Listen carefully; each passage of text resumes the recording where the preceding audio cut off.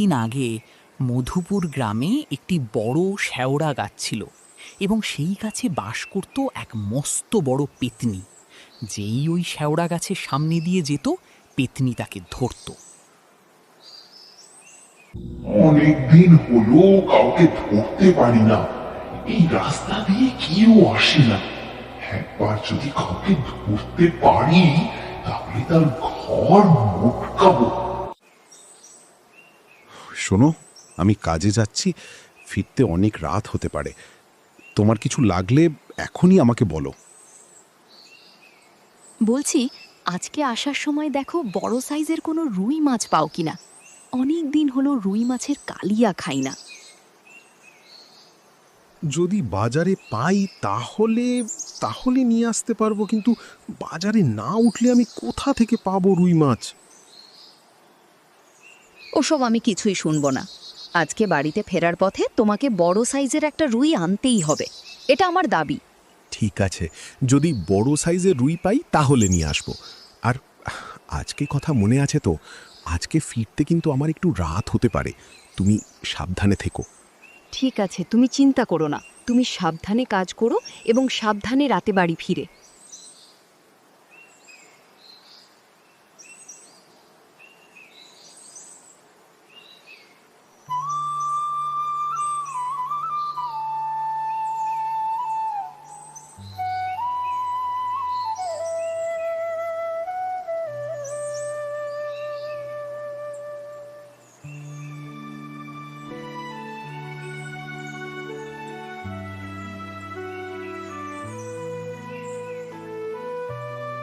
কি রে, আমি সেই সকাল থেকে এখানে তোর জন্য দাঁড়িয়ে আছি, এত সময় লাগে তোর এখানে আসতে? আমার সময়ের তোর কাছে কোনো মূল্য নেই নাকি? আসলে হয়েছে কি বন্ধু, বাড়িতে বাজার নিয়ে আলোচনা করতে করতে কখন যে সময় পেরিয়ে গেছে আমার খেয়াল নেই, এই জন্য এত দেরি হলো।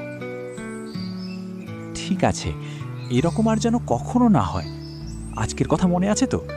আজকে কিন্তু কাজ থেকে ফিরতে অনেক রাত হতে পারে। মনে আছে, তুই এ বিষয় নিয়ে কোনো চিন্তা করিস না। বাড়িতে আমি ভালোভাবে বলে এসেছি। এখন চল, না হলে অনেক দেরি হয়ে যাবে।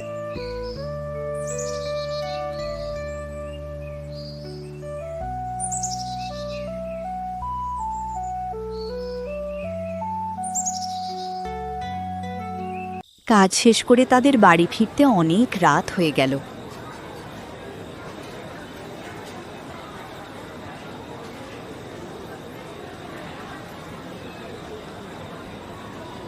চল তো দেখি, ওখান থেকে একটা বড় সাইজের মাছ নিয়ে যাই।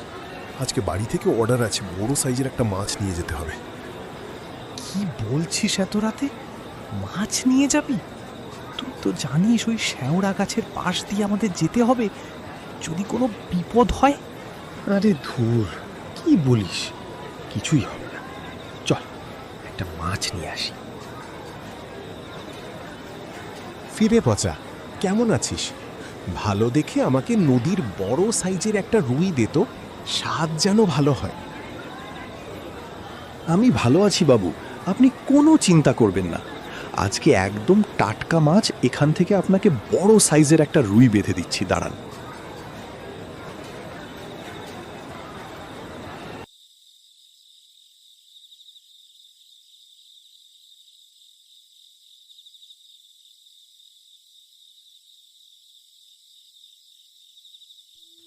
বলছিলাম কি, শেওড়া গাছের পাশ দিয়ে না গেলে ভালো হতো না? আমার গাটা কেমন জানি ছমছম করছে। তুই তো দেখছি আমাকে পাগল করে দিবি। চুপচাপ সামনের দিকে হাঁট, আমি তোর পিছনে আছি।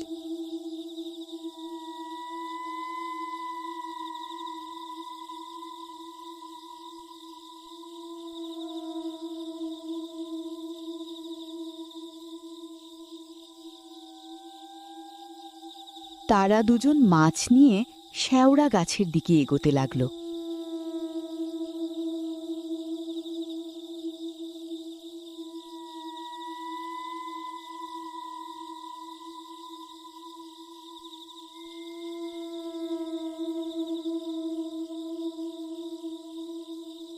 কেমন যেন একটা মাছ মাছ গন্ধ পাচ্ছি। মনে হচ্ছে কেউ এদিকে মাছ নিয়ে আসছে।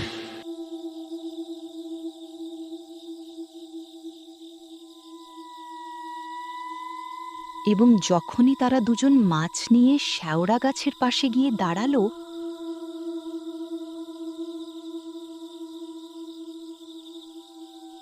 কিরে, তোদের এত বড় সাহস!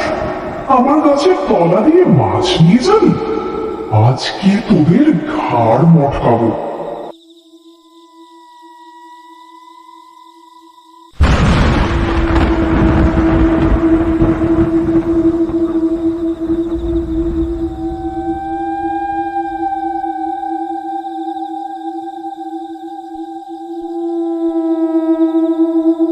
এই জন্য তোকে বলেছিলাম এত রাতে মাছ নিয়ে ওই শ্যাওড়া গাছের পাশ দিয়ে না যেতে।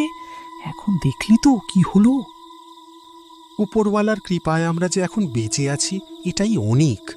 চলো এখন বাড়ি চলে যাই, অনেক রাত হয়েছে।